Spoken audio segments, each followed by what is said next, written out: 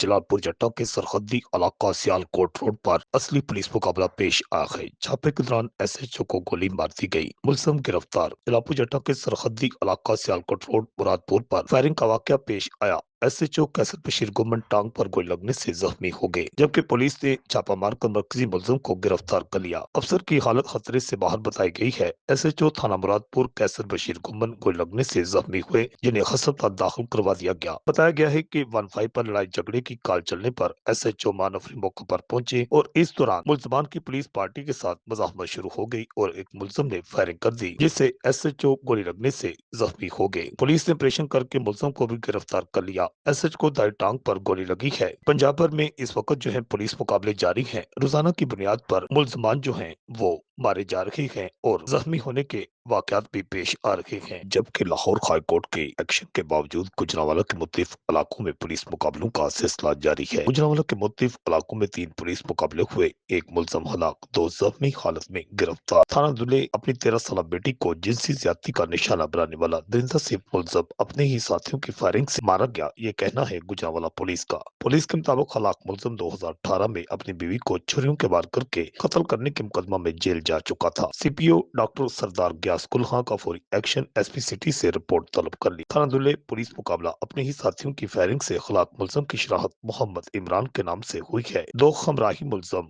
फरार हो गए। हलाक मुलजम अपनी ही 13 साल बेटी को जिनसी हवस का निशाना बनाया और 2018 में अपनी बीवी को कत्ल करके मुकदमा में जेल में जा चुका था। जबकि थाना मॉडल टाउन पुलिस मुकाबला में रिकॉर्ड याफ्ता मुलजम खलील पुलिस पार्टी पर फायरिंग करने के बाद फरार होने की कोशिश में एक्सीडेंट में जख्मी हो गया। पुलिस के मुताबिक उसके कब्जा से 1460 ग्राम चर्स बरामद हुई है। थाना ख्याली में भी ऐसा ही एक और वाकया पेश आया है। रिपोर्ट आकाश न्यासी, गुजरात।